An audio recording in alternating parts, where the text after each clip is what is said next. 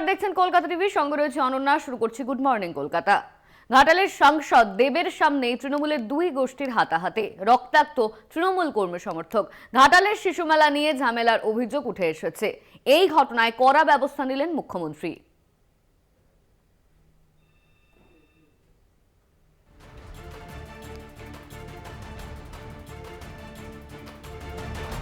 ঘাটালে অরবিন্দ স্টেডিয়ামে ধুমধুমার পরিস্থিতি। সাংসদ দেবের সামনেই হাতাহাতিতে জড়ালো তৃণমূলের দুই গোষ্ঠী।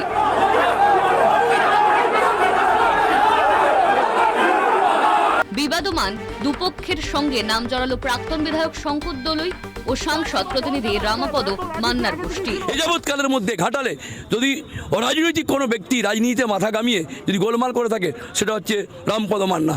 তিনি অফিস বানিয়ে দলকে ব্যবহার করে তিনি নিজের একটা টিম খাড়া করে তিনি আজকের ঘটনাটার মূল নায়ক, এবং সেটা হচ্ছে হাবিবুর রহমান রাজা, যিনি নিজেকে রাজা বলে মনে করেন। ঘাটাল উৎসব ও শিশুমেলা আয়োজনের জন্য রবিবার বৈঠকের ডাক দেন সাংসদ দেব। সেই উপলক্ষে স্টেডিয়ামে জমায়েত হন তৃণমূল কর্মী সমর্থকরা। সাংসদ স্টেডিয়ামে পৌঁছতে সম্পূর্ণ ছবিটা পাল্টে যায়। তৃণমূলের দুই গোষ্ঠী একে অপরের দিকে মারমুখী হয়ে তেড়ে যান। রক্তাক্ত হন তৃণমূল কর্মী সমর্থক। পরিস্থিতি সামাল দিতে নামানো হয় র্যাফ। ডেফিনেটলি একটা মিস আপ হয়েছে, বাট সেটা আমরা রেকটিফাই করব। কোথায় ভুল হয়েছে, কেন হলো, প্রশাসনে কি ভুল ছিল। আজকে যদি 5,000 লোক জমায়েত সকাল থেকে যদি ছিল, তো প্রশাসন সেটা টেক কেয়ার করতে পারতো। প্রশাসনকে আমরা এখানে আসার পর জানতে পারলাম কি এইটা সকাল থেকে চলছে, ভিতরে লাঠি রাখা ছিল, তো প্রশাসন সেটা কেন টেক কেয়ার করেনি, সেটা আমার মনে হয় সেটা প্রশাসন জবাব দেবে।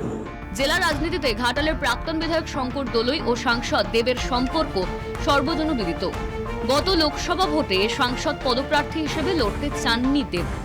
রাজ্য রাজনীতিতে কানাঘুষো ছিল শঙ্কর দলুইয়ের কারণেই দেব ভোটে লড়তে অপরাগ। দেবকে রাজি করাতে শেষ পর্যন্ত হস্তক্ষেপ করতে হয় মুখ্যমন্ত্রী মমতা বন্দ্যোপাধ্যায় ও তৃণমূল সেনাপতি অভিষেক বন্দ্যোপাধ্যায়কে। দেবকে দলের সম্পদ বলে উল্লেখ করে কালীঘাটের বৈঠকে দেবের বিরোধী গোষ্ঠীকে চাপে ফেলেছিলেন খোদ মমতা বন্দ্যোপাধ্যায়। সেই সঙ্গে লোকসভা নির্বাচনে দেবের ভোটে লড়ার বিষয়টিও স্পষ্ট হয়ে যায়। শনিবার সদ্য বেরিয়েছে রাজ্যে 6 বিধানসভা কেন্দ্রের উপনির্বাচনের ফলাফল, আর তাতে 100-100 পেয়েছে তৃণমূল। আর ঠিক তার পরের দিনই এমন ঘটনা। এই ঘটনায় তড়িঘড়ি ব্যবস্থা নিলেন মুখ্যমন্ত্রী। দল থেকে সাসপেন্ড করা হলো শঙ্কর দলুইকে, পরিবর্তে মানুষ ভূঁইয়াকে আনা হলো জেলার দায়িত্বে। পুরো জিনিসটা মিটে গিয়ে ঘোষণা করবেন দেব, সেই পরিস্থিতিতে তিনি গিয়েছিলেন। সঙ্গে শঙ্কর দোলাই ছিলেন, আশিস উদয় ছিলেন, দিলীপ মাঝি ছিলেন, সবাই। কোনো ঝামেলা নেই। এই নিয়ে দল রিপোর্ট সংগ্রহ করছে এবং শীর্ষ স্তরে জানাবে। দরকার হলে দলীয় ব্যাপারে সিদ্ধান্ত হতে পারে। আর পুলিশ প্রশাসনকে বলা হয়েছে এই ব্যাপারে আপনারা হস্তক্ষেপ করুন। যদিও স্বভাব সিদ্ধ ভঙ্গিতে রাজ্যের শাসক দল তৃণমূলকে আক্রমণ করেছেন বিরোধীরা। এই আপনাদের আবেগের মেলাকে নিয়ে তৃণমূল রাজনীতি করছে, লড়াই করছে, খুন করছে, তার কারণ লক্ষ লক্ষ টাকা আত্মসাৎ করার জন্য। বিরোধীরা যাই বলুক না কেন, তৃণমূল যে অন্যায় বরদাস্ত করে না, গোটা ঘটনার মধ্যে দিয়েই সেই বার্তাই দিলেন মুখ্যমন্ত্রী মমতা বন্দ্যোপাধ্যায়। ঘাটাল থেকে মধুসূদন ভট্টাচার্যের রিপোর্ট, কলকাতা টিভি।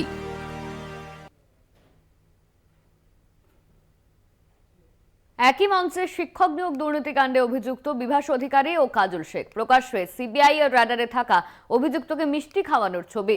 বীরভূমের রামপুরহাটের অনুষ্ঠানে ছবির প্রকাশ্যে আসতেই তুমুল বিতর্ক জেলার রাজনৈতিক মহলে। সিন্ডিকেটের দায়িত্ব পালনেই গোপনে আঁতাত করছে তৃণমূল, কটাক্ষ বিরোধীদের।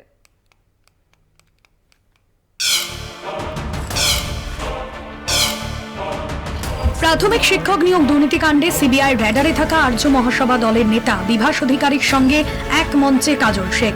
মঞ্চে উপস্থিত ছিলেন রামপুরহাটের তৃণমূল বিধায়কও। প্রাথমিক নিয়োগ দুর্নীতিতে যুক্ত থাকার অভিযোগে বিভাসের নলহাটি ও কলকাতার দুটি বাড়িতেই সিবিআই তল্লাশি চালিয়েছিল।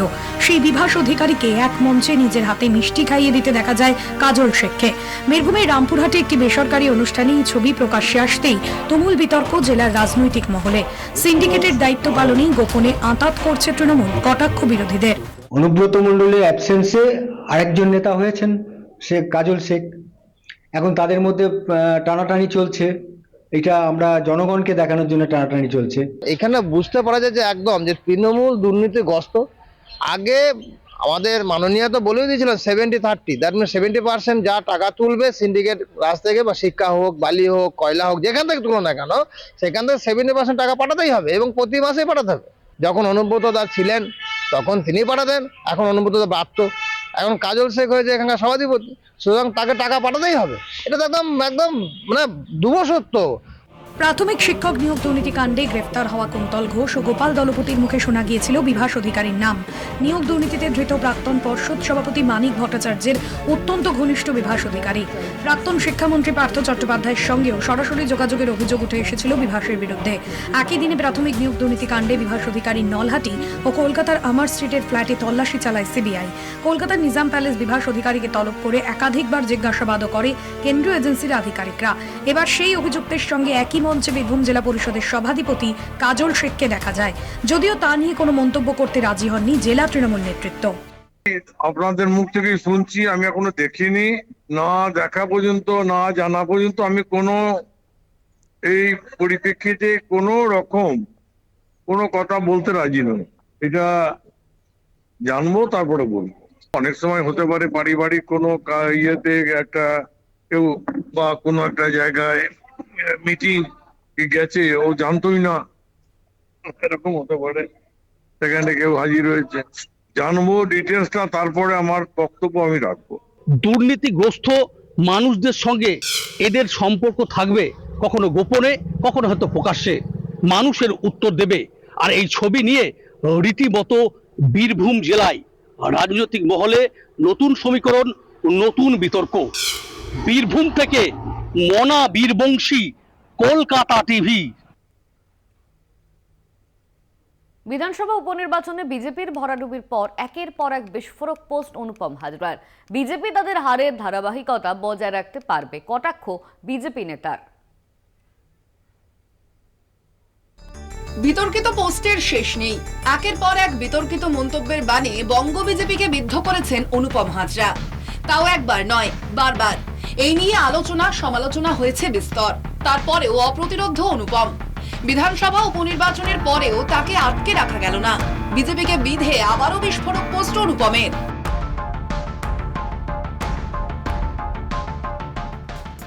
শনিবার রাজ্যের 6 বিধানসভা নির্বাচনের ফল প্রকাশ ছিল। প্রথম থেকে জয় নিয়ে আত্মবিশ্বাস দেখালেও দিন শেষে মুখ থুবড়ে পড়তে হয়েছে বিজেপিকে। তৃণমূলের কাছে 6 ছক্কা খেয়ে হাতছাড়া হয় পদ্ম শিবিরের হাতে থাকা একমাত্র বিধানসভা আসন মাদারিহাট। নিজেদের হার মাথা পেতেও নিয়েছে বিজেপি। এই আবহে দলের অন্দরে থেকেও বিজেপির হার নিয়ে কটাক্ষ করতে ছাড়লেন না অনুপম হাজরা। সামাজিক মাধ্যমে পরপর পোস্ট অনুপমের। শনিবার ফল প্রকাশের পর অনুপমের পোস্ট। মোটামুটি নিশ্চিত বঙ্গ বিজেপি তাদের ধারাবাহিকতা বজায় রাখতে পারবে। পোস্টের সঙ্গে ক্যাপশনে জুড়ে দেন বিজেপির হারের কথা। এরপর আবারও এক পোস্টে বঙ্গ বিজেপিকে আক্রমণ করে অনুপমের ফেসবুক পোস্ট। বিয়ে বাড়ি, শ্রাদ্ধ বাড়ি, অন্নপ্রাশন, যেখানেই যান অন্তত আমাদের একটা করে মিসড কল দিয়ে যান। নির্বাচনে না জিতলেও চলবে, অন্তত আমাদের পদটা যেন বেঁচে থাকে বছরের পর বছর। জানতামই না উনি এখনো আছেন। এই পোস্টটা না করলে তো আমরা জানতেই পারতাম। এই পোস্টার মানে কি আমি বুঝতে পারিনি। দেখুন, মহাভারতে যখন মুসল পর্ব হয়েছিল তারপরে যদুবংশ ছত্রাকার হয়ে গিয়েছিল, কার্যত যদুবংশ ধ্বংস হয়ে গিয়েছিল। এখন পশ্চিমবঙ্গ রাজ্য বিজেপিতে মুসল পর্ব চলছে। বিজেপিতে থেকেও বারবার বিজেপিকে নিশানা। বিজেপি ছেড়ে কি তবে এবার তৃণমূলে নাম লেখাতে চলেছেন অনুপম হাজরা? এই প্রশ্ন আগে একাধিকবার উঠলেও কখনো দলবদল নিয়ে একটা শব্দ খরচ করেননি অনুপম।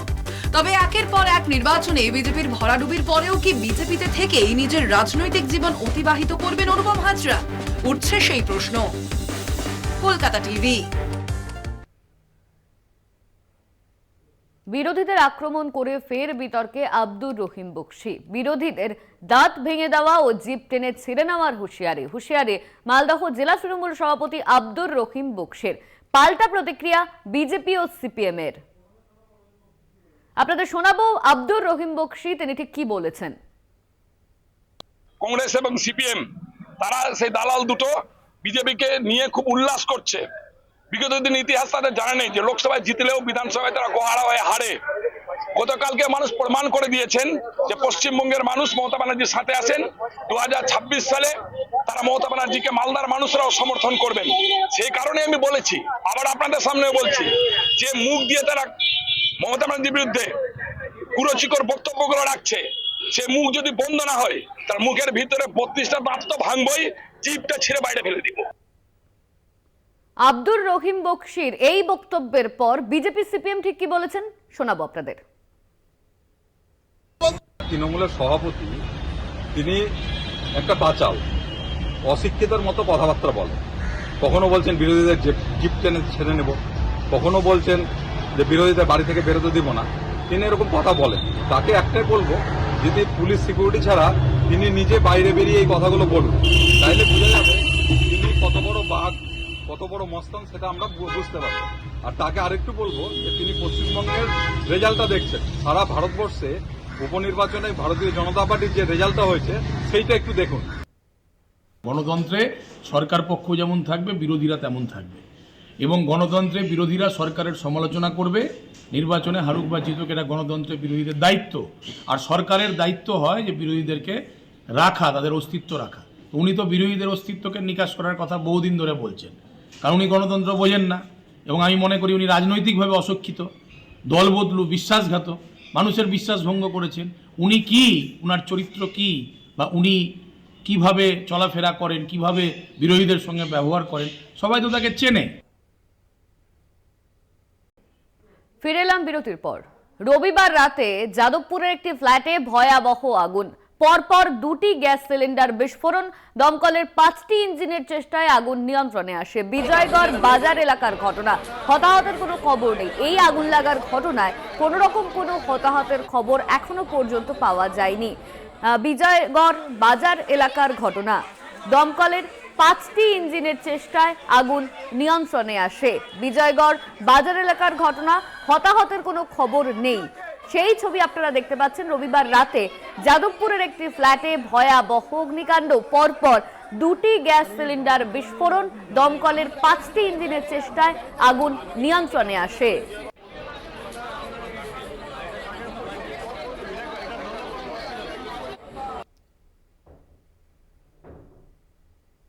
আজ কয়লা পাচার কাণ্ডের ফাইনাল চার্জ গঠন, আদালতের সব অভিযুক্তদের সশরীরে উপস্থিত থাকার নির্দেশ আসানসোল বিশেষ সিবিআই আদালতের। বিচারকের 18 নভেম্বর চার্জ গঠন প্রক্রিয়ার দ্বিতীয় দিন। আজ কয়লা পাচার কাণ্ডের ফাইনাল চার্জ গঠন রয়েছে।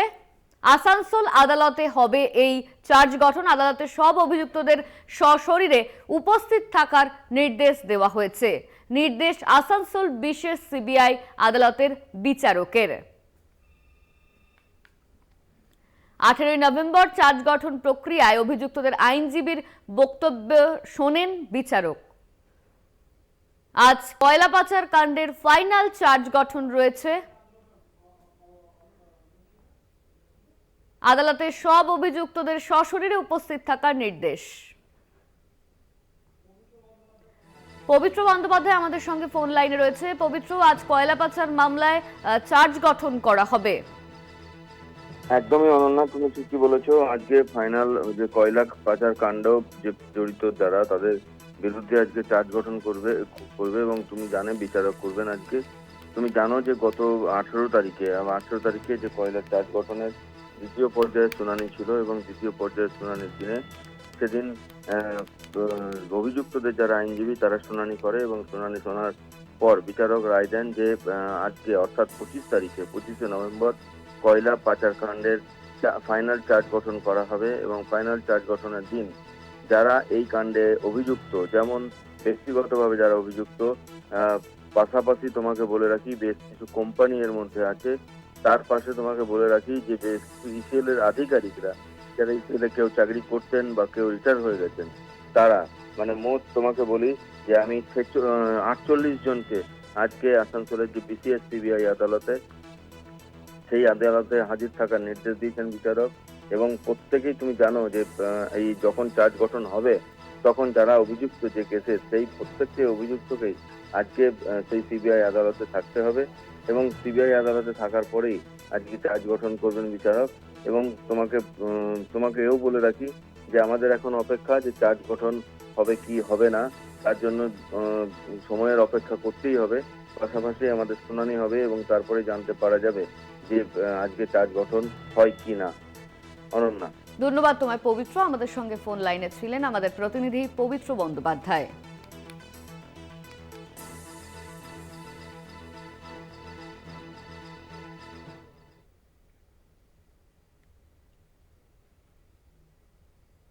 আজ থেকে শুরু সংসদের শীতকালীন অধিবেশন, চলবে 20 ডিসেম্বর পর্যন্ত। শুরুতেই আদানি গোষ্ঠী নিয়ে আলোচনা হতে পারে। ওয়াকফ সংশোধনী বিল সহ 16টি বিল সংসদে পেশ করার কথা। ওয়াকফ সংশোধনী বিল সহ 16টি বিল সংসদে পেশ করার কথা রয়েছে আজ থেকে শুরু সংসদের শীতকালীন অধিবেশন। আজ থেকে শুরু হচ্ছে সংসদের শীতকালীন অধিবেশন। শুরু থেকেই আদানি প্রসঙ্গে উত্তাল হতে পারে সংসদ। শীতকালীন অধিবেশনে আদানি গোষ্ঠী নিয়ে উত্তাল হতে পারে সংসদ। মণিপুরে অশান্তি, দিল্লির দূষণ নিয়ে কথা হতে পারে। সংশোধনী বিল সহ 16টি বিল সংসদে পেশ করার কথা রয়েছে আজ। সংশোধনী বিল সহ 16টি বিল সংসদে পেশ করার কথা রয়েছে আজ থেকেই শুরু সংসদের শীতকালীন অধিবেশন। শুরু থেকেই আদানি প্রসঙ্গে উত্তাল হতে পারে সংসদ। মণিপুরের অশান্তি, দিল্লির দূষণ, ঘন ঘন ট্রেন দুর্ঘটনা নিয়েও আলোচনা হতে পারে। এমনই কিন্তু মনে করা হচ্ছে যে সংসদে দিল্লির দূষণ, মণিপুরের অশান্তি এবং বারবার ট্রেনের দুর্ঘটনা নিয়ে আলোচনা হতে পারে। এছাড়া ওয়াকফ সংশোধনী বিল সহ 16টি বিল সংসদে পেশ করার কথা রয়েছে। আজ থেকে শুরু হচ্ছে শীতকালীন অধিবেশন। শুরু থেকেই আদানি প্রসঙ্গে উত্তাল হতে পারে সংসদ।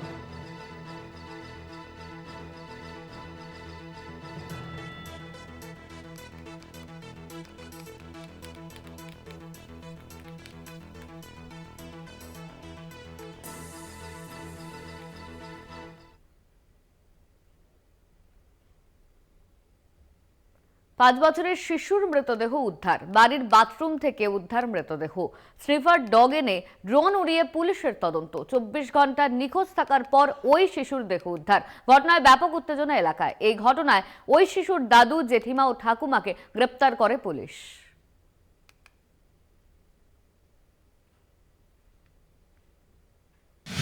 বাথরুম থেকে উদ্ধার শিশুর দেহ। 24 ঘন্টা নিখোঁজ থাকার পর দেহ উদ্ধার। 24 ঘন্টা নিখোঁজ থাকার পর বাথরুম থেকে উদ্ধার বছর 5-এর স্বর্ণাভু সাহার দেহ। পাশের বাড়িতে খেলতে যাওয়ার নাম করে শনিবার সকাল থেকে নিখোঁজ শিশু। বাড়ির লোক এবং পাড়া প্রতিবেশীরা খোঁজাখুঁজির পরেও শিশুটিকে না পেয়ে হুগলির বলাগড় থানার খবর দেওয়া হয়। ঘটনাস্থলে যায় বলাগড় থানার বিশাল পুলিশ বাহিনী। শিশুর সন্ধানে শুরু হয় পুলিশের তল্লাশি। স্নিপার ডগ নিয়ে এবং ড্রোন উড়িয়ে শিশুটির খোঁজ করে পুলিশ, কিন্তু তাতেও খোঁজ পাওয়া যায়নি। অবশেষে 24 ঘন্টা পর বাড়ির বাথরুম থেকে উদ্ধার হয় বছর 5-এর স্বর্ণাভু সাহার দেহ। ঝুটপুর আমি ওখান থেকে জামা কাপড় 5টা ছোট জামা কাপড় কেচে 8 ঘন্টার মধ্যে আমি বেরিয়েছি। আমি জুতোটা নিয়ে যাই, ওটা ঠান্ডা ধাজ লাগে, জুতোটা দিয়ে আসি। যদি জুতোটা কালি পায়ে হাঁটলে আবার সামনে পরীক্ষা আছে, জ্বর ঠান্ডা লাগবে, হবে না। দিয়ে আমি আবার জুতোটা নিয়েই গেছি ওদের বাড়িতে। গিয়েই শুনি যে ছেলে ওদের বাড়িতে এনে 8টার সময় ওদের বাড়ি থেকে বেরিয়ে এসছে। বলাগড়ে শিশুর দেহ উদ্ধারের ঘটনায় এলাকায় ব্যাপক উত্তেজনা। ঘটনাস্থলে হুগলি গ্রামীণ পুলিশের উচ্চপদস্থ আধিকারিক সহ অ্যাডিশনাল এসপি। ড্রোন দিয়ে সব জায়গায় সার্চ করা হয়েছিল। তারপর আমাদের স্নিফার ডগ এনেও তাকে আমরা যদি কিছু ক্লু পাই কোথায় চলে গেছে বা ইয়ে হয়েছে, তো তখন আমরা কোনো কিছু আমরা ক্লু পাইনি। হাউভার আমাদের পুলিশ প্রেজেন্স ছিল। আর সকালে আজকে বেসিক্যালি মর্মান্তিক ঘটনাতে খুবই আনফর্চুনেট ছেলেটার বেসিক্যালি বডি পাওয়া যায়। বডিকে আমরা বেসিক্যালি এক্সিকিউটিভ ম্যাজিস্ট্রেট দিয়ে ইনকোয়েস্টে এবং পোস্টমর্টমে ভিডিওগ্রাফি দিয়ে আমাদের পোস্টমর্টম করার জন্য আমরা পাঠানো হয়েছে। এই থ্রু আউট দিস প্রসেস আমাদের ওর 3 জনকে ডিটেইন করা হয়েছে এবং ওদের ইন্টারোগেশন চলছে। শম্ভুনাথ সাহা, ছাইমা রায়নী সাহা এবং টুম্পা মজুমদার সাহা, যে জেঠিমা আছে আর দাদু আর ঠাকুমা আছে। রবিবার ভোরে দাদুর বাথরুম থেকে অচেতন অবস্থায় উদ্ধার করা হয় স্বর্ণাভু সাহাকে। সঙ্গে সঙ্গে তাকে স্থানীয় হাসপাতালে নিয়ে যাওয়া হয়, কিন্তু সেখানে চিকিৎসকরা শিশুটিকে মৃত বলে ঘোষণা করেন। তবে কি কারণে মৃত্যু সেটা পরিষ্কার নয়। পরিবারের দাবি, শিশুটির মুখে, গলায় এবং পায়ে আঘাতের দাগ পাওয়া গিয়েছে। কেউ বা কারা বেঁধে রেখে অত্যাচার করেছে তার উপরে। পারিবারিক গন্ডগোলের জেরেই এই ঘটনা ঘটে থাকতে পারে বলে মনে করছে প্রতিবেশীরা। হুগলির বলাগড় থেকে দেবেশ চক্রবর্তীর রিপোর্ট, কলকাতা টিভি। নাবালিকাকে খুনের ঘটনায় 5 দিনের পুলিশি হেফাজতের নির্দেশ। নাবালিকাকে খুন করে পুঁতে দেওয়ার অভিযোগ প্রেমিক ফারুক মণ্ডলের বিরুদ্ধে। নদিয়ার ভীমপুর থানার আদাপোতা গ্রামের ঘটনা। গত শুক্রবার থেকে নিখোঁজ ছিল নাবালিকা। মেয়েকে খুঁজে না পেয়ে থানায় অভিযোগ দায়ের করে নাবালিকার পরিবার। তদন্তে নেমে নাবালিকার প্রেমিক ফারুক মণ্ডলকে গ্রেপ্তার করে পুলিশ। অভিযুক্তকে জিজ্ঞাসাবাদের সূত্রে পুলিশ জানতে পারে নাবালিকাকে খুন করে নারায়ণপুরের একটি নির্জন এলাকায় দেহটি পুঁতে রাখা হয়েছে। আমরা শুয়েছিলাম এক জায়গায় দিয়ে এখন যখন 1টা বাজবে তখন মেয়ে পেশাব খেতে বাইরে নেমেছে। কিবা ছেলে ফোন করে ডেকেছে তাও বলতে পারছি না, যে ফোন করে হয়তো ছেলে ডেকে নিছে, যে বাইরে নেমেছে তখন ওই ছেলে মেয়েকে জোর করে তুলে নিয়েছে, মেরে ফেলেছে। 3 দিন ধরে গায়েব, 3 দিনের মধ্যে নিখোঁজ, ও কোনো আতাপাতা পাইনি। তা 3 দিন পরে জানা যায় যে তোমার ওই মেয়ের লাশ এক জায়গায় পুঁতে রেখেছে। আচ্ছা, তো ওখানে গিয়ে দেখলাম আর সত্যি পুঁতে রেখেছে। অন্যত্র বিয়ে ঠিক হয়েছিল নাবালিকার। প্রেমিকার বিয়ের খবর জানতে পেরে নাবালিকাকে নিয়ে পালিয়ে যাওয়ার চেষ্টা করেছিলেন যুবক। ডিঙি নৌকায় করে খাল পার হতে গিয়ে ঘটে যায় দুর্ঘটনা। জলে ডুবে মৃত্যু হয় নাবালিকার। এরপর যুবক খাল পাড়েই নাবালিকার দেহ পুঁতে দেয়। যদিও দাবির সত্যতা যাচাই করে দেখছে পুলিশ। ঘটনা ঘটেছে ফারুক বলি ওই ছেলে আমার মেয়ের জোর করে বাড়ি থেকে তুলে নিয়ে শেপ করে মেরেছে। কষ্ট দিয়ে আঘাত দিয়ে মেয়েরই মাটির তলায় পুঁতি থুই দিয়েছে। আমার একটাই মেয়ে, আমার স্বামী নেই, স্বামী মারা গেছে, মা মারা গেছে, কত কষ্ট করি আমি ছেলে মেয়ে মানুষ করেছি। রবিবার ম্যাজিস্ট্রেটের উপস্থিতিতে উদ্ধার করা হয় কিশোরের দেহ। এরপর কিশোরের মৃতদেহ ময়নাতদন্তের জন্য শক্তিনগর জেলা হাসপাতালে নিয়ে যাওয়া হয়। এদিকে ধৃতের 5 দিনের পুলিশ হেফাজতের নির্দেশ দিয়েছে কোর্ট। দোষীর কঠোর শাস্তির দাবি জানাচ্ছেন মৃতার পরিবার। কলকাতা টিভি।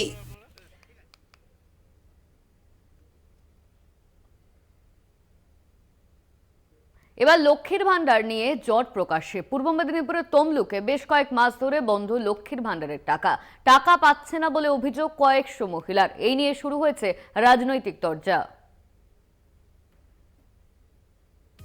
মুখ্যমন্ত্রী মমতা বন্দ্যোপাধ্যায়ের স্বপ্নের প্রকল্প লক্ষ্মীর ভান্ডার 2021-এর বিধানসভা নির্বাচনের আগে এই প্রকল্পের শুরু করেছিলেন রাজ্যের মুখ্যমন্ত্রী। মহিলাদের অর্থনৈতিকভাবে স্বাবলম্বী করার লক্ষ্যেই এই প্রকল্পের ঘোষণা করেছিলেন মুখ্যমন্ত্রী। প্রথমে মাসিক 500 টাকা করে দিলেও পরে তা বাড়িয়ে 1000 টাকা করা হয়। এতে রাজ্যের কয়েক লক্ষ মহিলা উপকৃত হচ্ছেন। কিন্তু এর মধ্যেই পূর্ব মেদিনীপুরের তাম্রলিপ্ত পুরসভায় কয়েকশো মহিলা লক্ষ্মীর ভান্ডারে টাকা পাচ্ছেন না বলে অভিযোগ। মহিলাদের অভিযোগ তারা 6 থেকে 7 মাস ধরে টাকা পাচ্ছেন না। কী কারণে উপভোক্তাদের অ্যাকাউন্টে টাকা ঢুকছে না এই বিষয়ে সদুত্তর দিতে পারেনি ব্যাংক ও পুরসভা। ওয়ার্ডে অনেকের মেয়েদের আটকে গেছে এইটা, কিন্তু কিসের জন্য আটকেছে বলতে পারছে না, কারণ ওনারা পৌরসভা থেকে এসডিওর কাছে গেছেন, এসডিওর থেকে বোধহয় ডিএমও গেছে, জানি না আমি। তো আমি আমার পৌরসভার সমস্ত কাউন্সিলরদেরও বলেছি, তো তারাও ঠিক মতো খুঁজে পাচ্ছে না কিসের জন্য। তারাও একে তাকে বলে বা এসডিও সাহেবের সঙ্গে কথা বলে আলোচনা করছে, এই রকম চলছে। ঘটনার কথা কাউন্সিলর এবং পুরসভাকে জানালেও এখনো মেলেনি সুরাহা। এই নিয়ে শুরু হয়েছে রাজনৈতিক তরজা। তমলুক নগরমণ্ডলের বিজেপির সভাপতি সুকান্ত চৌধুরীর অভিযোগ, ভোট পাওয়ার জন্য ভোটের আগে মিথ্যা প্রতিশ্রুতি দিয়েছিল। পশ্চিমবঙ্গ সরকার মানুষকে ঠকাচ্ছে। পাওয়ার জন্য যে লক্ষ্মী ভাণ্ডারের জন্য বন্যা বইয়ে দিয়েছিলেন প্রতিশ্রুতি, সেটা আর এখন নেই। এটা তো হবে স্বাভাবিক, জানি। পশ্চিমবঙ্গ সরকারের হাতে কোনো টাকা নেই, যা কিছু আছে ওনারা মেরে খেয়েছেন, তো সেই কারণে লক্ষ্মী ভাণ্ডারের টাকা পাচ্ছে না। যদিও অভিযোগ অস্বীকার করেছেন শাসক শিবির। তাম্রলিপ্ত পুরসভা চেয়ারম্যান তথা তৃণমূল নেতা দীপেন্দ্র নারায়ণ রায়ের বক্তব্য, কোনো কোনো জায়গায় কেওয়াইসি আপডেট না হওয়ার জন্য সমস্যা হয়েছে। প্রশাসনিকভাবে সমস্যা সমাধানের আশ্বাস দিয়েছেন তিনি। এই ব্যাপারটা নিয়ে প্রশাসনিক লেভেলে কথাবার্তা বলেছি, এবং কোনো কোনো জায়গায় আমরা দেখতে পাচ্ছি যে ব্যাংকের কোনো সিস্টেমের জন্য অনেক সময় এটা হচ্ছে। তো যাই হোক, আমরা ব্যাপারটা সর্ট আউট করবো। আমরা অলরেডি প্রশাসনের সঙ্গে কথা বলেছি এবং রিপোর্টও পাঠিয়ে দিয়েছি। আমরা আশা করছি যে ডিসেম্বরে লক্ষ্মী ভাণ্ডার পেয়ে যাবে। ট্যাব কেলেঙ্কারির পরে রাজ্য সরকারের একাধিক প্রকল্পে চোখ পড়েছে। এবার প্রকাশ্যে তাম্রলিপ্ত পুরসভার লক্ষ্মীর ভাণ্ডারের জট। লক্ষ্মীর ভাণ্ডারে দুর্নীতি রাজ নিয়ে বাড়ছে জল্পনা। পূর্ব মেদিনীপুরের তমলুক থেকে সৌম্যজিৎ চট্টোপাধ্যায়ের report, Kolkata TV. Good morning Kolkata আজ এই পর্যন্তই। দেখতে থাকুন কলকাতা টিভি, রাত দিন 7 দিন।